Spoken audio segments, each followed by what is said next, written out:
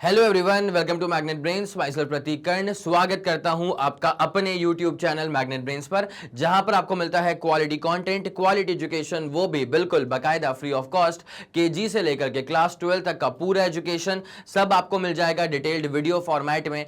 और अगर आप हिंदी मीडियम के स्टूडेंट हैं तो आप जानते हैं क्या करना है आपको। मैग्नेट ब्रेन्स का हिंदी मीडियम चैनल भी है, ठीक है, जाकर के बस सब्सक्राइब कर लीजिएगा और याद से, एकदम याद से नोटिफिकेशंस को प्लीज ऑन कर लीजिएगा, ठीक है। इससे होगा क्या ना कि जैसे हिंदी मीडियम के चैनल पर कोई वीडियो अपलोड होता है, चाहे वो रिकॉर्डिंग हो, चाहे कोई लाइव क्लास हो, चाहे कोई लाइव अपडेट हो, तो उसकी जानकारियां, उसके नोटिफिकेशन सबसे पहले आप तक पहुंच जाएंगी और आप किसी भी कंडीशन में कुछ भी मिस आउट नहीं करेंगे। बस एक बात का आप खास ख्याल रखें कि हिंदी मीडियम के चैनल पे क्लास 6 से क्लास 12 तक का पूरा कंटेंट अवेलेबल है। कौन कौन से स्टेट बोर्ड से सर?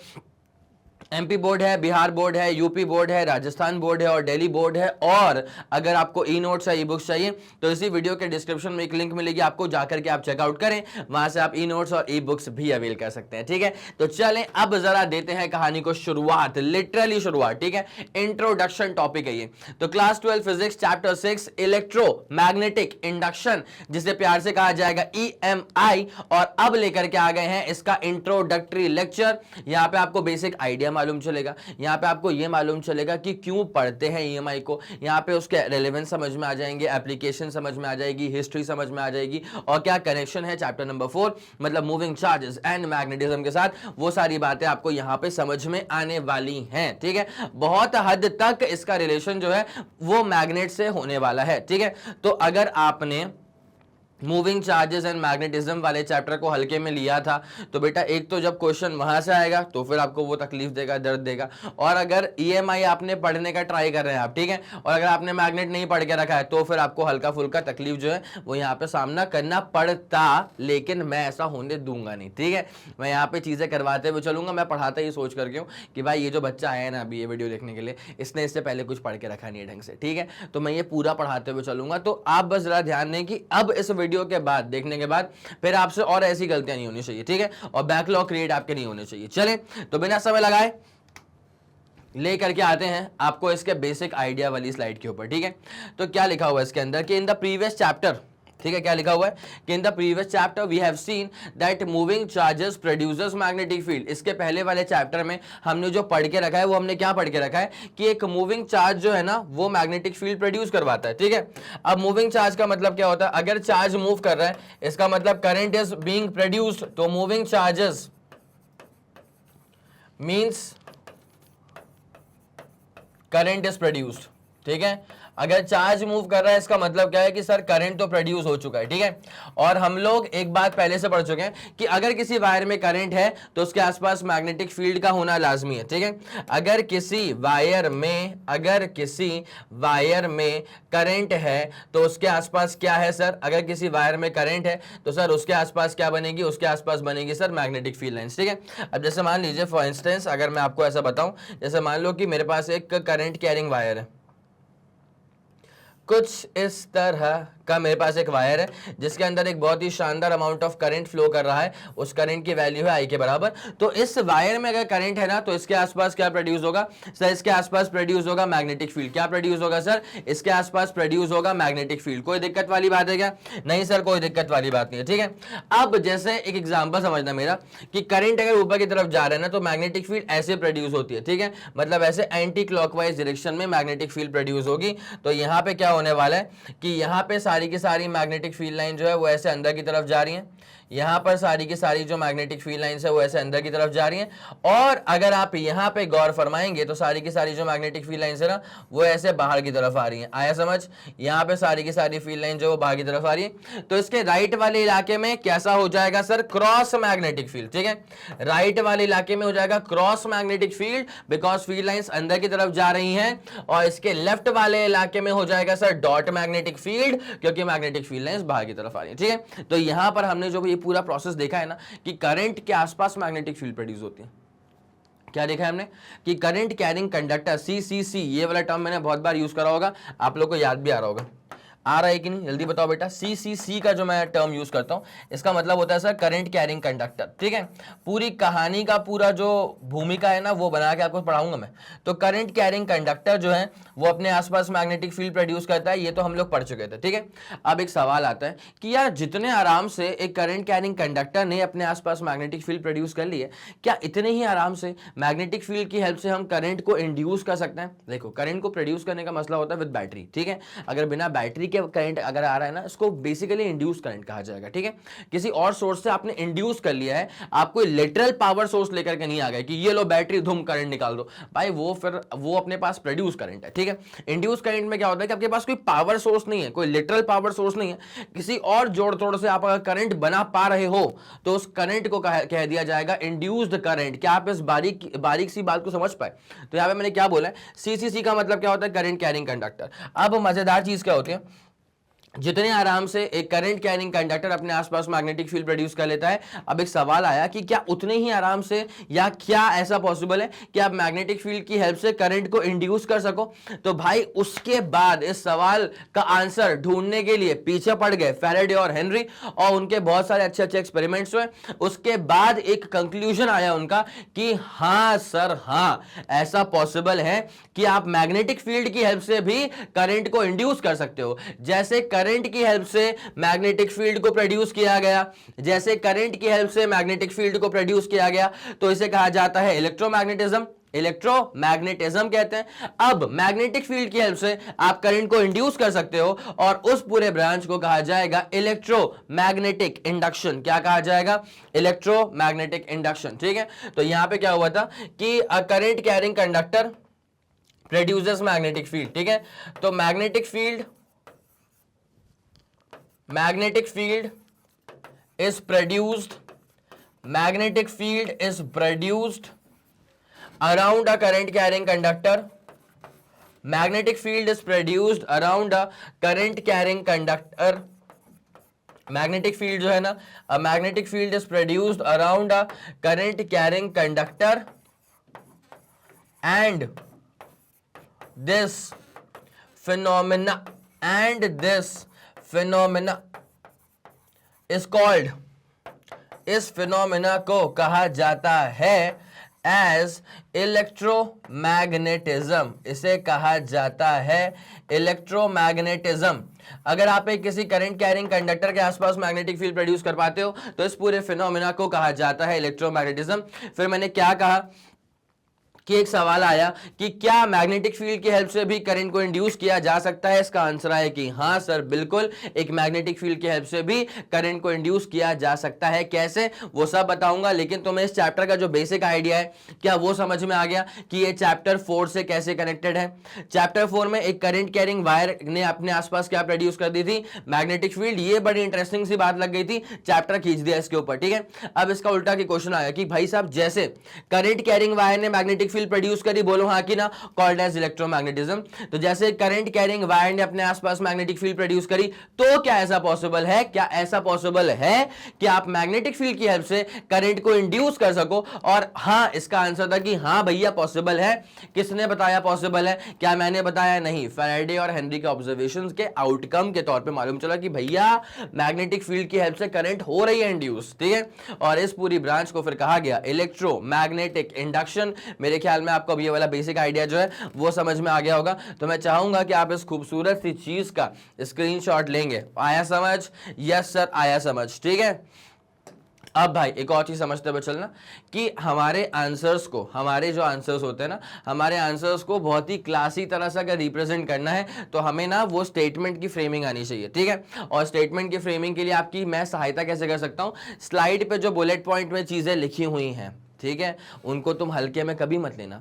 स्लाइड पे बुलेट पॉइंट्स में जो जो चीजें लिख करके रखी हुई हैं, अति महत्वपूर्ण कैटेगरी की चीजें हैं वो। ठीक है, इसी को यूज करके अपने आंसर को जो है ना आप अच्छा क्लासी बना सकते हैं। ठीक है, रिप्रेजेंटेबल बना सकते हैं। फिर जो कॉपी चेक करेंगे उनको फिर पढ़ के लगता है कि हाँ भाई इसने जो बात करी है वो सटीक करी है। ठीक है, तो पॉइंट टू पॉइंट लिखना बहुत जरूरी होता है। ज्यादा कहानी का फैलारा करोगे ना तो फिर किसी को मजा नहीं आता है। वो समझ जाते हैं कि भाई साहब यहाँ पे ना कुछ तो या तो इसको आता नहीं है, इसलिए इतना ज्यादा कुछ भी कहानी जो है लिख रहा है। ठीक है, इस बात का आप खास ख्याल रखें। चले आ जाए इस तरफ। अब क्या कहा गया है हाँ ये अपना हो चुका। Now the question arises as to whether, अगर एक मूविंग मैग्नेट जो है ना, क्या वो इलेक्ट्रिक करंट प्रोड्यूस कर सकता है? जैसे एक मूविंग चार्ज अपने आसपास मैग्नेटिज्म प्रोड्यूस कर सकता है, तो क्या एक मूविंग मैग्नेट अपने आसपास इलेक्ट्रिक करंट प्रोड्यूस कर सकता है? ठीक है, क्या does nature permit such symmetrical relation? क्या नेचर ये सिमेट्रिसिटी अलाउ करता है? Does the nature permit such symmetrical relation between electricity and magnetism? तो इसका आंसर था कि हाँ भाई हाँ, मैग्नेट के हेल्प से करंट को इंड्यूस किया जा सकता है। The answer is a resounding yes. ठीक है, the answer is a resounding yes. आ गई पूरी बात समझ में? यस, मैग्नेटिक फील्ड की हेल्प से भी करंट को इंड्यूस किया जा सकता है। ठीक है, अब एक्सपेरिमेंट किसने किए थे इसके ऊपर? The experiments of Michael Faraday, इनके नाम पे तो ईएमआई का लॉ भी है, वो भी एक नहीं दो लॉज है। ठीक है, पहले वाले लॉ में एक स्टेटमेंट आएगा और दूसरे वाले लॉ में उसी स्टेटमेंट को सपोर्ट करने के लिए, बहुत ही तगड़ा सपोर्ट करने के लिए एक मैथमेटिकल रिलेशन आ जाएगा। ठीक है, तो जरा गौर करें कि the experiments of Michael Faraday and Joseph Henry, experiments of Michael Faraday and Joseph Henry in USA established around the year 1830। ठीक है, अच्छा इंटरेस्टिंग बात क्या है ना कि 1820 में हुआ था ऑर्स्टेड एक्सपेरिमेंट। ठीक है, 1820 में क्या हुआ था? 1820 में हुआ था ऑर्स्टेड का एक्सपेरिमेंट। और ऑर्स्टेड के एक्सपेरिमेंट में क्या चीज फिगर आउट करी गई थी? ऑर्स्टेड के एक्सपेरिमेंट में यह देखा गया था कि भाई साहब तुम्हारे पास में मान लो एक करंट कैरिंग कंडक्टर है। ठीक है, और यहां पे अपन ने एक स्विच लगा के रखा हुआ है और यहाँ पे अपने पास एक वायर है। और इंटरेस्टिंग बात क्या है कि भाई साहब ऊपर आ रहा है ज्योग्राफिकल नॉर्थ डायरेक्शन और नीचे आ रहा है geographical south direction, geographical south और यहाँ पे है ज्योग्राफिकल नॉर्थ। ठीक है, अब जैसे ही अपन ने स्विच को ऑन करा तो इस वायर में से क्या पास करेगा सर? करंट पास करेगा। ठीक है, अब इंटरेस्टिंग बात क्या थी ना कि ये सब होने से पहले यहाँ पे एक कंपास रखा हुआ था। ठीक है, तो कंपास तो अपने ज्योग्राफिकल नॉर्थ पॉइंट में ही जो था वो अलाइंड था, लेकिन जैसे ही आपने स्विच को ऑन करा और जैसे ही आपने करंट को पास करवाना शुरू करा तो गैल्वेनोमीटर में आ जाएगा सर डिफ्लेक्शन। ठीक है, गैल्वेनोमीटर में आ जाएगा सर डिफ्लेक्शन। और मेरी बात पर जरा अच्छे से गौर करना। ठीक है, अरे गैल्वेनोमीटर बोल रहा हूं, कंपास में आ जाएगा डिफ्लेक्शन। ठीक है, अब मेरी बात पर जरा अच्छे से गौर करना। अगर कभी कंपास में कोई डिफ्लेक्शन आए तो हमें मालूम चलेगा कैसे? भाई एक बात समझो, कंपास का नेचर कैसा होता है कि वो हमेशा ज्योग्राफिकल साउथ और नॉर्थ के डायरेक्शन में ही जो है ना अलाइंड रहता है। ठीक है, ये खास बात होती है कंपास की, मैग्नेटिक कंपास की। लेकिन जैसे ही किसी स्पेस में अगर रखा हुआ है कंपास, ठीक है, और अगर वहां पे कोई एक्सटर्नल मैग्नेटिक फील्ड आ गई, ठीक है, तो उस एक्सटर्नल मैग्नेटिक फील्ड की वजह से क्या होता है कि कंपास का डिफ्लेक्शन हो जाता है। कंपास अब अपने नॉर्मल ज्योग्राफिकल नॉर्थ साउथ में पॉइंट आउट करने की जगह अब कहीं और पॉइंट करने लगता है। ठीक है, कंपास का डिफ्लेक्शन दरअसल आप तक क्या जानकारी पहुंचाता है कि कंपास में अगर डिफ्लेक्शन हो गया है ना, मतलब आसपास कोई ना कोई एक्सटर्नल मैग्नेटिक फील्ड की प्रेजेंस जरूर है। आपको यह वाली बात चमकी? क्या बोला मैंने? कंपास में अगर डिफ्लेक्शन हो रहा है, फिर से बोलता हूं, कंपास में अगर डिफ्लेक्शन हो रहा है इसका मतलब आसपास कोई एक्सटर्नल मैग्नेटिक फील्ड की प्रेजेंस जरूर है। इनफैक्ट जिस डायरेक्शन में एक्सटर्नल मैग्नेटिक फील्ड है उसी डायरेक्शन में कंपास का डिफ्लेक्शन भी होता है। मेरे ख्याल से आपको ये वाली बात जानदार तरह से समझ में आ गई, कोई दिक्कत नहीं है सर? यस सर, पूरा फंडा क्लियर है। तो ये जो एक्सपेरिमेंट हुआ था ना 1820 में हुआ था, ये जो एक्सपेरिमेंट हुआ था ये 1820 में हुआ था। ठीक है, मतलब 1820 में पहली बार आपने करंट और मैग्नेटिज्म के बीच में रिलेशन समझा। ठीक है, इसके पहले क्या मानते थे कि अरे करंट अलग से पढ़ो, मैग्नेट को अलग से पढ़ो, साथ में क्यों पढ़ना है, कोई रिलेशन नहीं है। ठीक है, लेकिन 1820 में जो एक्सपेरिमेंट हुआ ऑर्स्टेड एक्सपेरिमेंट, यहां पे ये बात समझ में आ गई कि ना ना ना ना, एक करंट कैरिंग कंडक्टर भी अपने आसपास क्या प्रोड्यूस करता है सर? एक करंट कैरिंग कंडक्टर भी अपने आसपास प्रोड्यूस करता है लपक करके मैग्नेटिक फील्ड। ठीक है, और ये मैग्नेटिक फील्ड जो प्रोड्यूस हो रही है ना, इस पूरे फिनोमेना को फिर कहा जाता है इलेक्ट्रोमैग्नेटिज्म। तो 1820 में ये फिगर आउट करा कि करंट की हेल्प से मैग्नेटिक फील्ड प्रोड्यूस हो जाएगी, और उसके बाद 1830 में माइकल फैराडे और हेनरी ने ये फिगर आउट करा कि मैग्नेटिक फील्ड की हेल्प से आप करंट भी इंड्यूस कर सकते हो। ठीक है, तो ये जो ऊपर वाला सेगमेंट है, ठीक है, करंट की हेल्प से मैग्नेटिक फील्ड को प्रोड्यूस करना, this is called as electromagnetism. Current की हेल्प से मैग्नेटिक फील्ड को प्रोड्यूस करना, this is called as electromagnetism, ठीक है। और मैग्नेटिक फील्ड की हेल्प से करंट को इंड्यूस करना, this is called as magnetic induction, ठीक है। मैग्नेटिक फील्ड की हेल्प से करंट को इंड्यूस करना, this is called as electromagnetic induction, ठीक है। मेरे ख्याल से यहां तक का फंडा आप लोग के दिमाग में पूरा क्लियर हो चुका होगा। इलेक्ट्रोमैग्नेटिज्म की जो नींव है वो 1820 में रख दी गई थी, किसके द्वारा? ऑर्स्टेड के द्वारा, ठीक है। कहा गया था कि भाई साहब ऐसे अलग अलग मत करो उसको, ठीक है। करंट और मैग्नेटिक फील्ड में एक बहुत तगड़ा रिलेशन है। उसके बाद कितनी मैग्नेटिक फील्ड प्रोड्यूस होगी वो तो बायट सावर्ट लॉ ने निकाल के बता दिया था, ठीक है। अब मैग्नेटिक फील्ड की हेल्प से इलेक्ट्रोमैग्नेटिज्म, मतलब मैग्नेटिक फील्ड की हेल्प से करंट प्रोड्यूस होगा, इंड्यूस होगा, इसे कहा जाता है इलेक्ट्रोमैग्नेटिक इंडक्शन। और ये 1830 के आसपास जो है ना इसकी नींव रखी गई थी। आया समझ कि नहीं आया समझ? ठीक है, तो वही यहां पे लिखा हुआ है sir, the experiments of Michael Faraday and Joseph Henry in USA established around the year 1830 that electric currents were induced in closed coils. पहली बात तो क्लोज कॉइल रखना क्यों जरूरी है भाई साहब? अगर आपको करंट चाहिए तो करंट तो क्लोज पाथ में ही आता है ना। अगर आपको करंट चाहिए तो करंट तो क्लोज पाथ में ही आता है, तो अगर क्लोज पाथ नहीं होगा तो करंट डेवलप कैसे होगा? मेरी बात समझ पा रहे हैं आप लोग? क्लोज पाथ अगर नहीं होगा तो कैसे करंट तुम डेवलप कर लोगे? भाई तुम एक बहुत तगड़ा पावर सोर्स लेकर के जाओ, तुम ले आओ भाई बहुत, मान लो डोमेस्टिक मैं बात करूं, मान लो तुम अगर 40 वोल्ट का सोर्स लेकर के आ गए, ठीक है, तो 40 वोल्ट के सोर्स के लिए भी अगर तुमने वायर को खुला छोड़ के रखा हुआ है तो सिर्फ पोटेंशियल डिफरेंस ही क्रिएट हो रहा है। अगर सिर्फ वायर खुला हुआ पड़ा है तो दोनों एंड्स पे क्या है कि बहुत ही तगड़ा पोटेंशियल डिफरेंस तो क्रिएट हो रहा है, लेकिन करंट नहीं ना पास कर पाएगा, बिकॉज करंट को पास करवाने के लिए you need to have a closed path, ठीक है। तो यहां पे क्या होता है कि अगर हमारे पास कोई क्लोज पाथ है तो 1830 के आसपास ये चीज ऑब्जर्व करी गई थी कि electric currents were induced in the closed coils, cold coils नहीं, क्लोज्ड कॉइल्स। तो electric currents were induced in the closed coils when subjected to a changing magnetic field, ठीक है भाई साहब, इसको तो जितना कलरफुल कर सकूं, when subjected to a changing magnetic field, ठीक है भाई। ये बहुत इंपॉर्टेंट है, इस बात पे खास ध्यान रखना कि सिर्फ मैग्नेटिक फील्ड ने प्रोड्यूस नहीं करा है। जैसे सिर्फ चार्ज ने क्या मैग्नेटिक फील्ड प्रोड्यूस कर दी थी क्या? सिर्फ चार्ज ने मैग्नेटिक फील्ड प्रोड्यूस कर दी थी क्या? नहीं सर, मूविंग चार्ज ने प्रोड्यूस करी थी मैग्नेटिक फील्ड, ठीक है। तो वैसे ही सिर्फ मैग्नेट ने इलेक्ट्रिक करंट प्रोड्यूस नहीं, सिर्फ मैग्नेटिक फील्ड ने इलेक्ट्रिक करंट प्रोड्यूस नहीं करा। जब चेंजिंग मैग्नेटिक फील्ड थी, ठीक है, ये बहुत इंपॉर्टेंट है। एक रुका हुआ चार्ज तो मैग्नेटिक फील्ड प्रोड्यूस नहीं कर रहा था, एक रुका हुआ चार्ज तो मैग्नेटिक फील्ड प्रोड्यूस नहीं कर रहा था। तो वैसे ही एक कांस्टेंट मैग्नेटिक फील्ड से करंट इंड्यूस नहीं होता है, एक चेंजिंग मैग्नेटिक फील्ड से करंट इंड्यूस होता है। तो आप इस बात को अच्छे से लिख लीजिएगा कि इलेक्ट्रोमैग्नेटिज्म में, जी हाँ बिल्कुल सही बात है कि मैग्नेटिक फील्ड की हेल्प से करंट को आप इंड्यूस तो कर सकते हो, लेकिन ध्यान रखें सिर्फ मैग्नेटिक फील्ड करंट इंड्यूस नहीं करती, एक चेंजिंग मैग्नेटिक फील्ड होगी वही करंट को इंड्यूस करेगी। आगे आपको ये वाली बात समझ में पक्का? तो मैं चाहूंगा कि आप पहले ना इस वाले स्लाइड का आप अच्छे से स्क्रीनशॉट ले लें, उसके बाद फिर आपको अपन कहानी में आगे लेके चलते हैं। यहाँ पे जो भी चीजें लिख करके रखी हुई हैं इसका आप स्क्रीनशॉट ले लें, ठीक है। पहले वाले में क्या बोला हुआ है कि हम ये पहले से पढ़ चुके हैं कि एक करंट कैरिंग कंडक्टर अपने आसपास मैग्नेटिक फील्ड प्रोड्यूस करेगा, बोलो हाँ, ठीक है।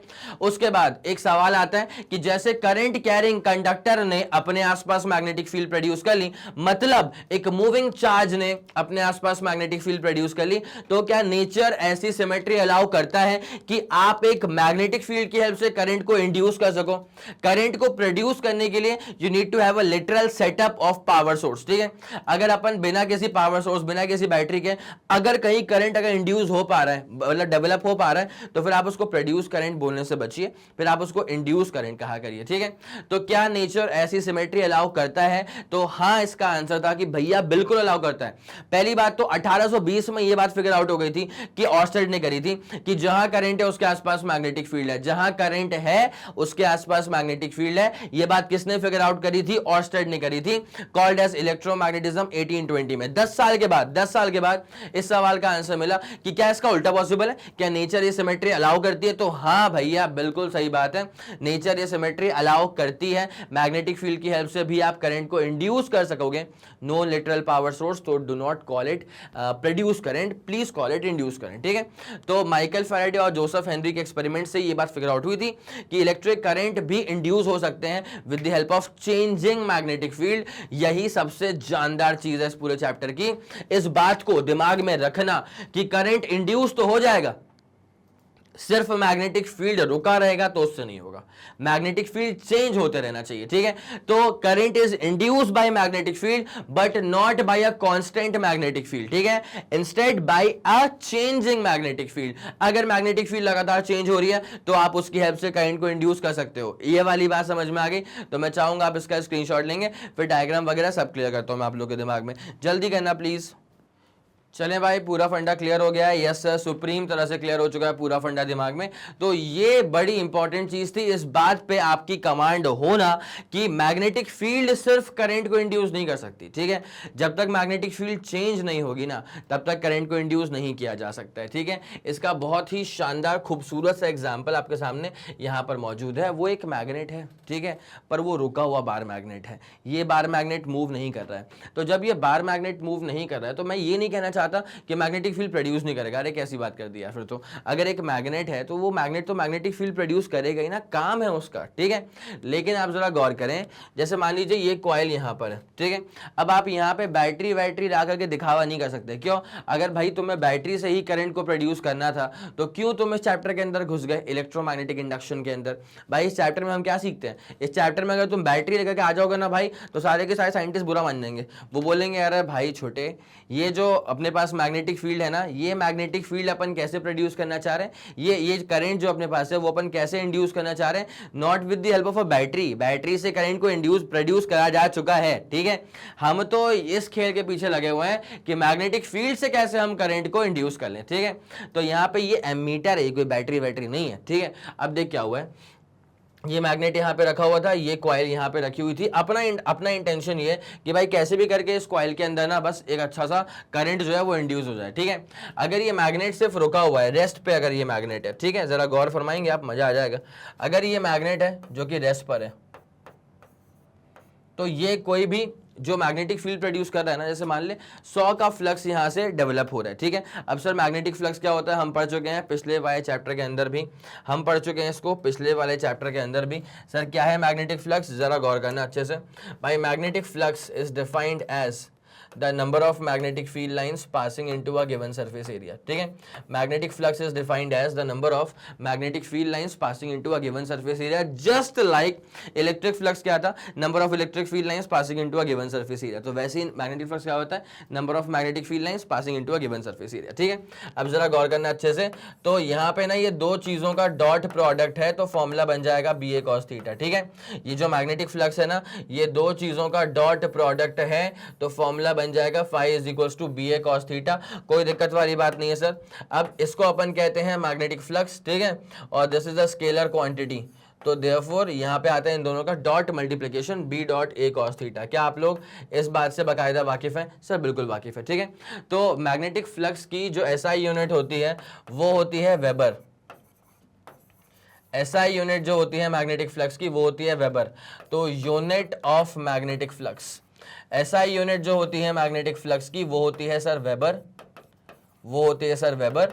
और जो इसकी CGS यूनिट होती है सर वो होती है सर मैक्सवेल, ठीक है।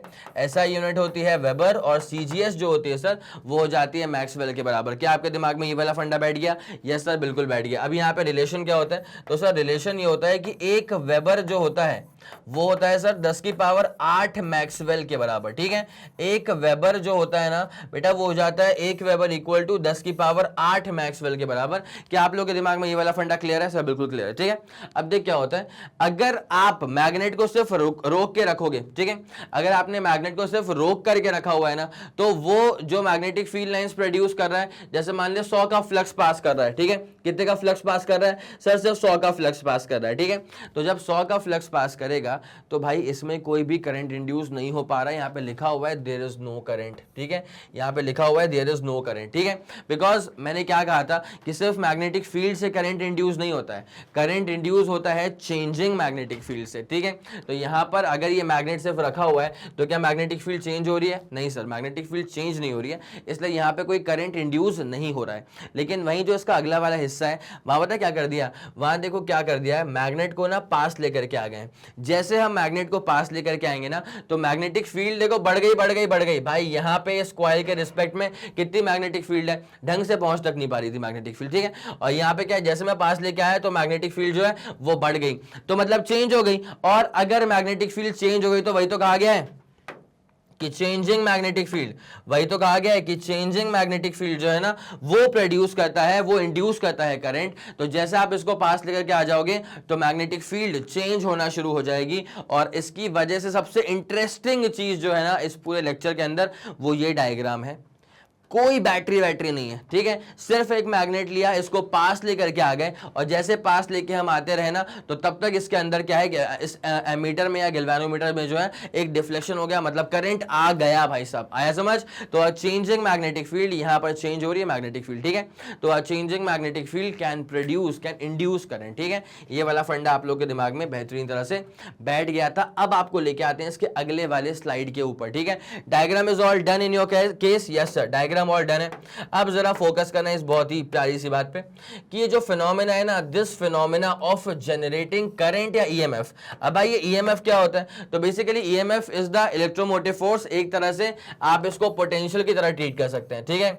आप इसको एक तरह से पोटेंशियल डिफरेंस की तरह से ट्रीट कर सकते हैं। एक बात सुनना, अगर दो पॉइंट्स के बीच में कोई पोटेंशियल डिफरेंस नहीं होगा तो उनके बीच में करंट भी फ्लो नहीं कर सकता, और अगर दो पॉइंट्स के बीच में पोटेंशियल डिफरेंस होगा तो उनके बीच में फिर करंट फ्लो करेगा। ये वाली बात समझ में आ गई? तो पोटेंशियल डिफरेंस क्या है? वो तो कॉज है।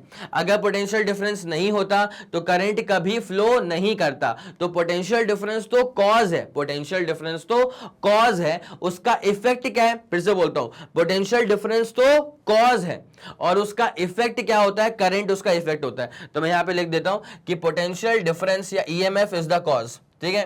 ईएमएफ मतलब electromotive force is the cause, EMF is the cause, potential difference is the cause, ठीक है। और वहीं पर current is the effect, potential difference is the cause and current is the effect. Potential difference जो होता है ना वो कॉज होता है और करंट जो होता है ना वो करंट हो जाता है इफेक्ट। मेरे ख्याल में आप लोगों के दिमाग में ये वाला फंडा भी शानदार तरह से बैठ गया होगा। तो क्या लिखा हुआ है? The phenomena of generating current या EMF by changing magnetic fields. भाई जितना ज्यादा अंडरलाइन मार सको चेंजिंग के ऊपर उतना ज्यादा कर लेना, बिकॉज ये बड़ी इंपॉर्टेंट चीज है यार, ठीक है।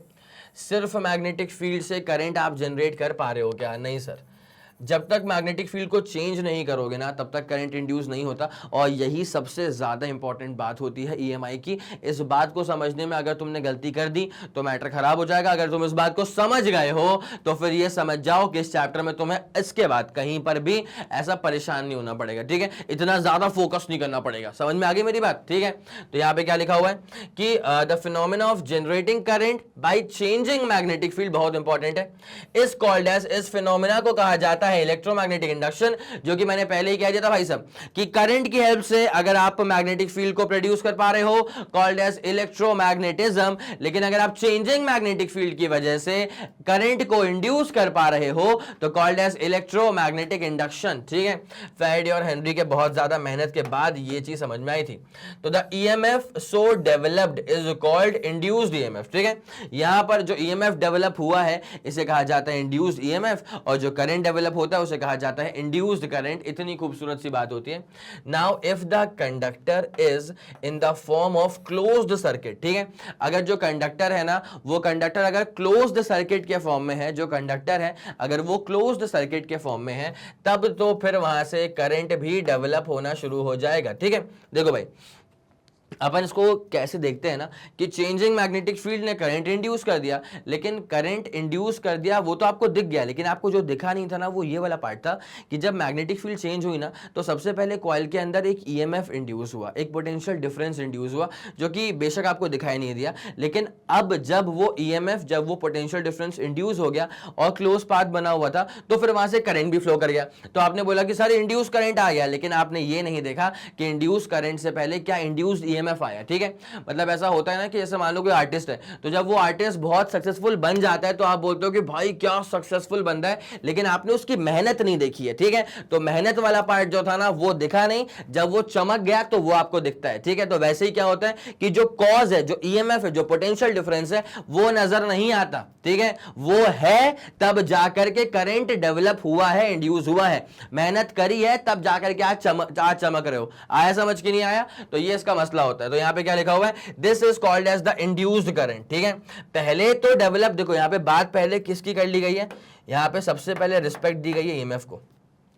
The conductor is in the form of a close circuit, then a current flows in the circuit, लेकिन उससे पहले द ईएमएफ, यहां पे सबसे पहले जो जिक्र किया गया है वो ईएमएफ का किया गया कि ईएमएफ इज डेवलप्ड। ठीक है, और इसे कहा जाएगा इंड्यूस्ड ईएमएफ। नाउ अब जब सर्किट पूरा क्लोज था तो करंट भी चलो फिर फ्लो कर जाएगा, और फिर इस करंट को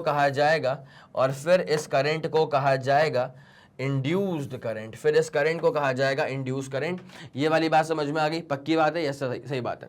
just remember that the phenomena of producing magnetic field, याद रखना प्लीज, जो हम पहले से पढ़ चुके हैं। ये वाला पूरा फंडा क्लियर है क्या? मुझे बस एक बार यहां तक का कंफर्मेशन दे देना कि यस सर, यहां तक का जो फंडा था ना ये पूरा क्लियर है। ठीक है, ये जो पहला वाला बुलेट पॉइंट लिखा है ना ये बस क्लियर होना चाहिए, मुझे बस यहां तक का कंफर्मेशन दे दीजिएगा। यस सर, यहां तक का तो एकदम फुल प्रूफ कंफर्मेशन है। ठीक है, यस। अब जरा ध्यान रखना क्या लिखा हुआ है, just remember that the phenomena of producing magnetic field due to a current carrying conductor is called as electromagnetism। इस बात को ना भूलें, इस बात को प्लीज ध्यान में रखें कि जो current, the phenomena of producing magnetic field, कि मैग्नेटिक फील्ड आपने प्रोड्यूस कर लिया है एक करंट कैरिंग कंडक्टर के बदौलत। ठीक है, तो उसे कहा जाता था इलेक्ट्रोमैग्नेटिज्म। अब जो उसका उल्टा प्रोसेस है इसे कहा जाता है इलेक्ट्रोमैग्नेटिक इंडक्शन। ठीक है, मेरे ख्याल से यहां तक का फंडा आपके दिमाग में सुप्रीम तरह से क्लियर हो चुका है। यस सर, यहां तक का फंडा सुप्रीम तरह से क्लियर हो चुका है। Okay, done. ठीक है, अब उसके बाद क्या लिखा हुआ है, एप्लीकेशंस ऑफ ईएमआई क्या होते हैं। तो this phenomena of EMI is the basis of working of power generators, Dynamos, transformers. हम पढ़ेंगे इसके अंदर ट्रांसफॉर्मर। ठीक है, तो ट्रांसफॉर्मर के अंदर अपन ये पढ़ने वाले हैं कि बेसिकली कैसे एक लो वोल्टेज को आप एक हाई वोल्टेज में ट्रांसफॉर्म कर देते हो, कैसे एक हाई वोल्टेज को फिर आप लो वोल्टेज में ट्रांसफॉर्म कर देते हो, ये सारी चीजें हम लोग पढ़ने वाले हैं। ठीक है, आई मेरी बात समझ में? आ गई मेरी बात समझ में? तो this phenomena of EMI is the basis of working of power generators हो गया, डायनामोस हो गया, ट्रांसफॉर्मर्स हो गया। ट्रांसफॉर्मर्स बेसिकली दो तरह के होते हैं, एक होता है स्टेप अप ट्रांसफॉर्मर, एक होता है स्टेप डाउन ट्रांसफॉर्मर। ठीक है, स्टेप अप ट्रांसफॉर्मर जो होता है ना वो वोल्टेज को बढ़ा देता है, इसलिए उसका नाम पड़ता है स्टेप अप ट्रांसफॉर्मर, और जो स्टेप डाउन ट्रांसफॉर्मर होता है वो वोल्टेज को घटा देता है, इसलिए उसका नाम पड़ जाता है स्टेप डाउन ट्रांसफॉर्मर। ठीक है, तो फिनोमेना दो ईएमआई का जो फंडा है उसको अपन यूज करेंगे in the working of power generators, Dynamos, transformers etcetera में। ठीक है, उसके बाद वी कैन नॉट इमेजिन, यहां से थोड़ी सी क्या भावनाओं वाली बात, हम कोई ऐसी दुनिया इमेजिन नहीं कर सकते जहां पे कोई इलेक्ट्रिसिटी नहीं है, कोई लाइट नहीं है, कोई ट्रेन नहीं है, कोई टेलीफोन नहीं है, कोई पर्सनल कंप्यूटर नहीं है, इंटरनेट नहीं है। भाई ये पर्सनल कंप्यूटर और इंटरनेट वाली बात तो क्या आपने दिल पे लग गई क्या? अरे नहीं सर, ये सब नहीं होगा तो कैसे जिंदगी अपनी चलेगी। ठीक है, तो therefore the phenomena of EMI, ये जो ईएमआई का फिनोमेना है ना, the phenomena of EMI is not merely a theoretical और एकेडमिक इंटरेस्ट। सिर्फ ऐसा नहीं कि आप थ्योरी में पढ़ रहे हो, ठीक है, आपको स्कूल में नंबर लाने इसलिए आप पढ़ रहे हो, ये पढ़ना जरूरी है बिकॉज इन चीजों से पाला पड़ते रहता है। ठीक है, ये सब चीजें अगर नहीं होती तो अभी अपन ऐसे जिंदगी नहीं जी रहे होते जितनी अच्छी जिंदगी अभी अपन जी रहे हैं। ठीक है, तो the present day civilisation was a great deal to the discovery of phenomena of electromagnetic induction. ठीक है, तो यहां पे जो ईएमआई की जो डेवलपमेंट हुई थी ना उसी के बदौलत आज जो है सो है। ठीक है, आया समझ? तो जल्दी से आप इस पूरी कहानी का आप स्क्रीनशॉट ले लेंगे, इसको आप अगर नोट नहीं करें तो भी चलेगा, स्क्रीनशॉट में रख लेना, लेकिन इसके पहले की दो चीजें अति महत्वपूर्ण कैटेगरी में आती हैं। क्लियर? यस सर, क्लियर है पूरा फंडा। यस सर, क्लियर है पूरा फंडा। So this was the introductory lecture for electromagnetic induction. ठीक है, उम्मीद करता हूं कि आप एकदम ready, go to set, done है। ठीक है, कि अब तो सर अब इसके बाद बस सीधे टॉपिक्स पे कूदना है, टॉपिक खत्म करेंगे आगे बढ़ेंगे, टॉपिक खत्म करेंगे आगे बढ़ेंगे। ठीक है, तो वो इंटरेस्ट डेवलप होना चाहिए, आपको पता होना चाहिए कि क्या रेलेवेंस है, क्या हिस्ट्री रही है इसकी, क्या कनेक्शंस रहे हैं इस पर्टिकुलर चैप्टर की, चैप्टर नंबर 4 के साथ। तो ये सारी बातें मैंने आपके सामने जो है ना वो परोस दी हैं। अब मैं उम्मीद करता हूं कि आपको ये वीडियो पसंद आया होगा। अगर आपको ये वीडियो पसंद आया, अगर आपको ये वीडियो हेल्पफुल लगा, तो बनता यह है कि आप इस वीडियो को लाइक करें, और दूसरी सबसे इंपॉर्टेंट बात, इस वीडियो को फैला दो अपने सारे मित्र मंडल में, सबको बता देना कि मैग्नेट ब्रेन्स के चैनल पर फिजिक्स में क्या क्या शानदार चीजें ऐड हो चुकी हैं और क्या जबरदस्त चीजें आप तक और भी जल्द से जल्द पहुंचने वाली हैं। ठीक है, अगर आपका कोई भी फीडबैक है या सजेशन है, तारीफ है या बुराइयां हैं या जो कुछ भी है, तो बड़े ही प्यार भरे शब्दों में अपनी सारी बातें आप मुझ तक पहुंचा सकते हैं यूजिंग द कमेंट सेक्शन। ठीक है, मैं और मेरी पूरी टीम सुपर एक्टिव रहती है यार, हम लोग पूरा चेक करते हुए चलते हैं। अगर लगता है कि यार फीडबैक जो ना वो बहुत जेन्युइन है, ठीक है, ये सच में ये अगर ऐसा कर दिया जाएगा तो बहुत अच्छा रहेगा। ठीक है, अगर ऐसा कोई फीडबैक हमको लगता है तो हम उस पर बिल्कुल काम करते हैं, दैट्स अ गारंटीड थिंग। अब इसी के साथ खत्म करूंगा इस पूरे वीडियो को। जैसे कि आप सब जानते हैं कि मैग्नेट ब्रेन्स जो प्रोवाइड करता है वो है English medium as well as Hindi medium वाली classes with entire full complete syllabus coverage, CBSE board, Delhi board, Bihar board, UP board, MP board, Rajasthan board और वैदिक मैथ्स क्रैश कोर्स और स्पोकन इंग्लिश। इसके अलावा अगर आपको कोई भी इंफॉर्मेशन चाहिए तो आप मैग्नेट ब्रेन्स के ऑफिशियल वेबसाइट पर जाकर के विजिट कर सकते हैं। Thank you so much.